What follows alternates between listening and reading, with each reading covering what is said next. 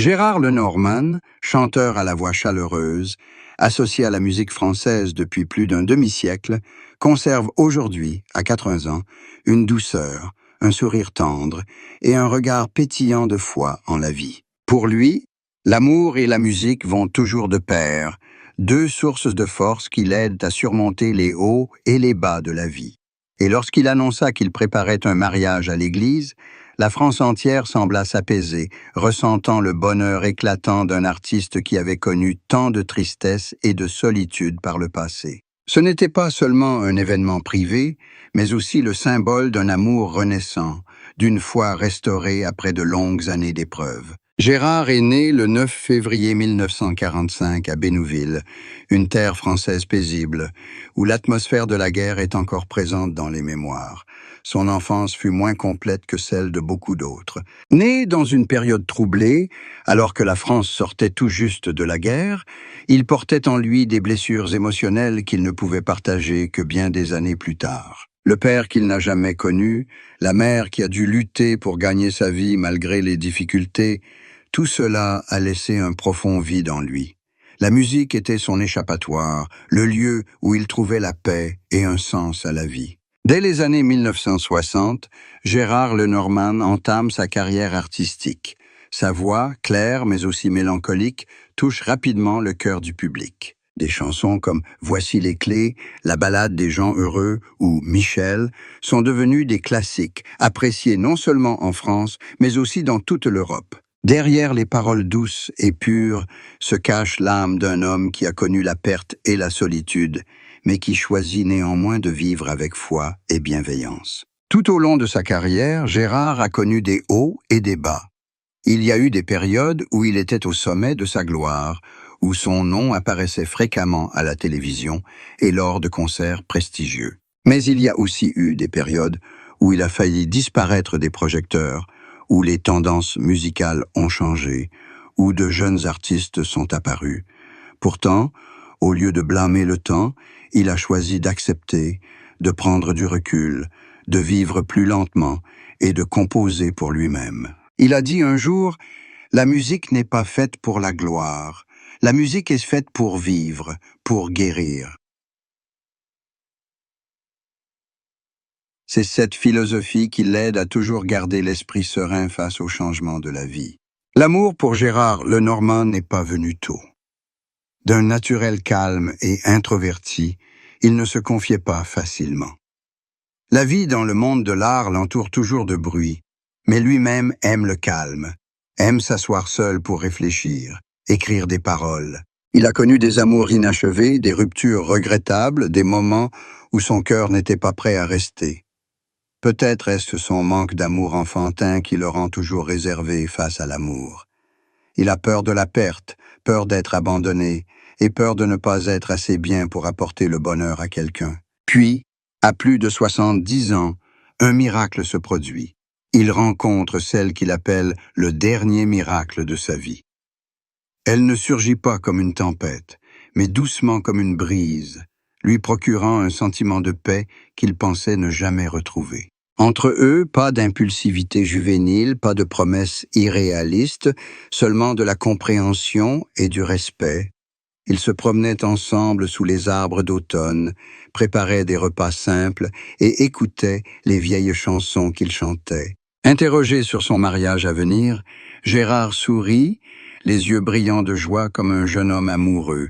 Il dit « J'ai passé ma vie à chanter l'amour, mais maintenant je comprends vraiment ce qu'est l'amour. » Pour lui, se marier à 80 ans n'est plus une affirmation, mais un cadeau de vie pour quelqu'un qui a osé croire en la bonté malgré les nombreuses blessures. La cérémonie de mariage à l'église n'est pas seulement une cérémonie religieuse, mais aussi un symbole de sa foi en l'attachement éternel. Il croit en Dieu, mais aussi en l'humanité, convaincu que chacun mérite d'être aimé pleinement, de se tenir devant l'être aimé et de dire « Je te choisis, je te choisis ».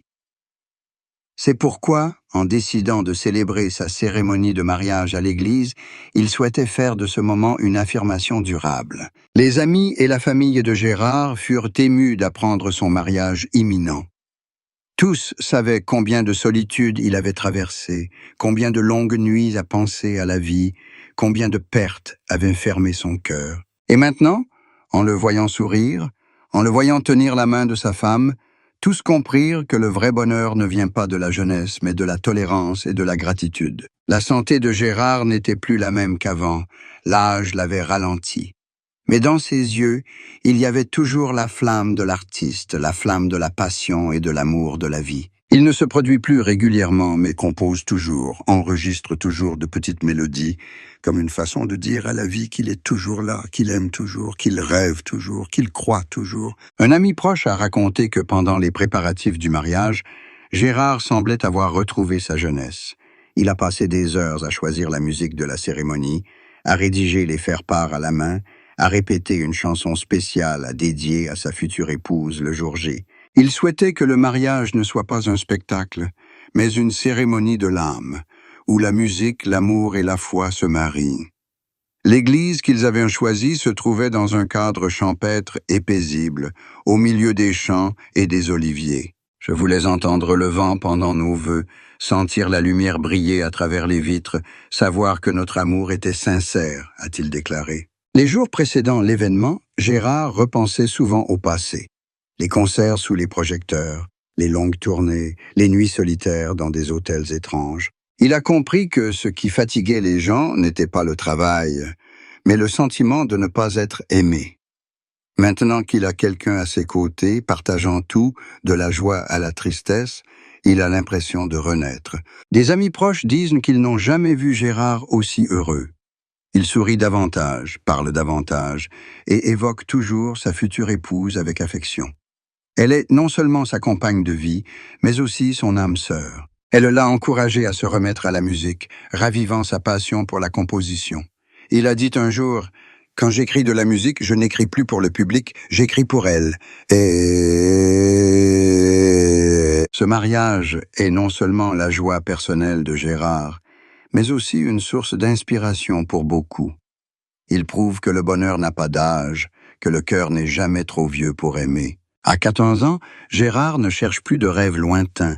Il veut juste vivre en paix, tenir la main de la personne qu'il aime et marcher vers le soleil couchant, se réveiller chaque matin en sachant que quelqu'un l'attend. Pour Gérard, l'amour aujourd'hui n'est pas fait de promesses en l'air, mais d'une présence durable.